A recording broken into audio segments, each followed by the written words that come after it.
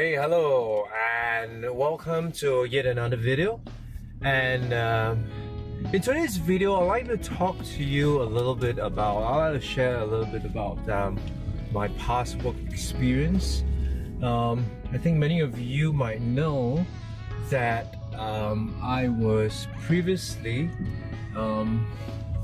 working for a .com. And what happened, that was at about, let me see, that was in that was in 2000. And so when I was working for the .com, one of the interesting thing was that I was lured into the .com because of money. Yeah, because the lure of how you could make a lot of money or make $1 million before I turned 30 at the point in time, and so it was really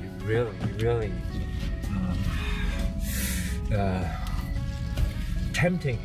And so how could I say no to that? Well, so I joined a .com, and those days as a .com, you really don't have to make any money. All you need is a business plan and an idea, and that's good to go. So basically, if you have an idea that's good enough, and your company's name happen to have .com at the end of it, you have investors who are willing to kind of put in money because of FOMO, the fear of missing out. Because everyone was like, getting in on the opportunity of investing in the .com. And truth be told, in Singapore, there were a couple of .coms that were quote-unquote successful. It even went IPO, and so people were really looking for .coms to invest. So I work for this .com, and the whole business idea behind the .com was that we are able to help you as a small business owner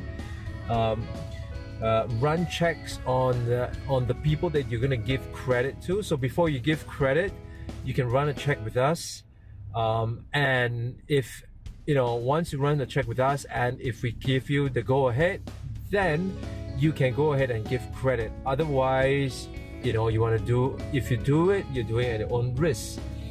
So the thinking behind that was that because in Singapore there was at the point in time there were about 100,000 small medium-sized enterprises, and these are the ones that are officially recognized or registered by the Department of Statistics, because they have to meet certain criteria and not exceed certain criteria, for example.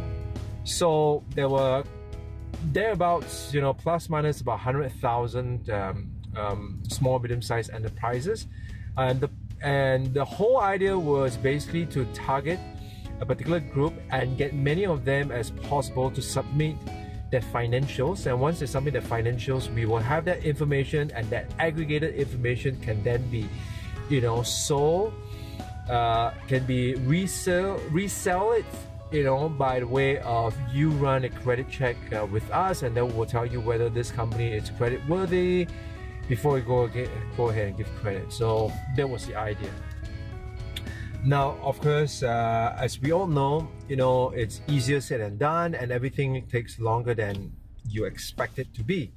So it wasn't as easy as we thought it would be.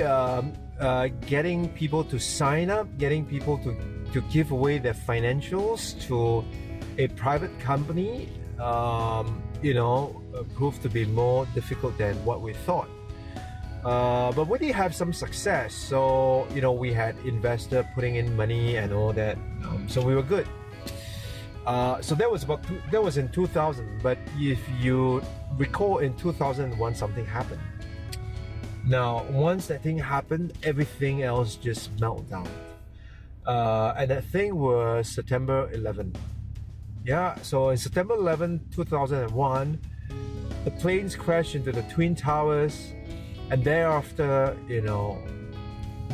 the world just melted down, and there was no money. The money stops. Investors want to pull out. Everything just collapsed. And it was tough because at the point in time we weren't really making money.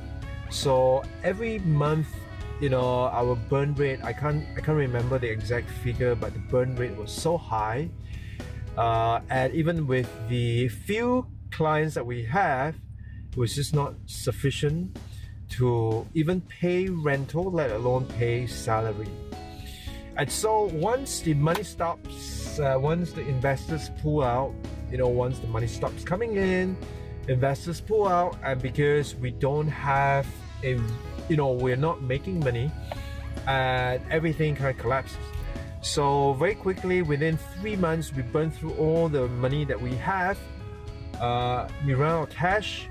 We don't have enough clients to kind of keep us afloat, and we have one of three options. One is that we gotta quickly find a way to make money, and so to abandon our original business model, which later on I'll tell you which one we did. Second option was to kind of fire everyone, or to put everyone, not pay salary for everyone. And number three was basically to shut down the whole company. Now, because the person that I was working for was not in favor of shutting down the whole company, so we kind of took option number two and number one. So option number one was basically we gotta find a way to quickly make money, even if it's an activity that was not in our original plan. We have to quickly do it. So actually, if you ask me, it was the most painful part of my career, but it's something that I would not trade anything for. I wouldn't trade for anything else because of the lessons that I learned, which I will share with you in subsequent videos. So number one we did was to look at other ways to earn money that is outside of our original plan of business. So that's number one. Number two was not to pay salary. And that was tough. So basically we fired everyone except myself and one more chap. So it was just two of us. And so the two of us went without salary for, I think we went without salary for like 3 months at least. For 6 months. And during the time to very quickly find a way to earn money. And so with that whole experience, it was painful. Trust me, it was painful. It really brought us back to humility. And it taught us a very, very important lesson. And that lesson is basically this, that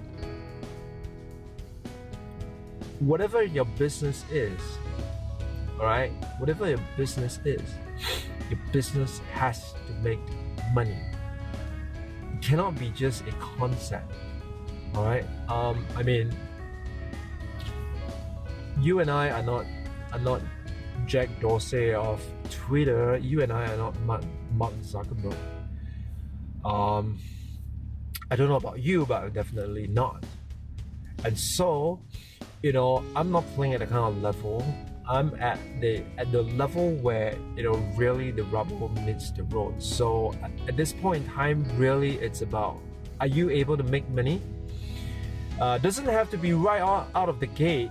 If that is possible, that will be ideal, which is what I managed to when I started my own training and consulting firm. Right out of the gate, on day one itself, once I open a bank account, the next day I've got a check from a client to bank it in. So it has to be real money. So the lesson I learned is that no matter how great your idea is, no matter how big your idea is, how audacious, how magnificent your idea is, it doesn't matter. It only matters if it makes money. If that is to be a business. If it's a hobby, then that's well and good. But if it's a business, it must make money. So that's the lesson I learned.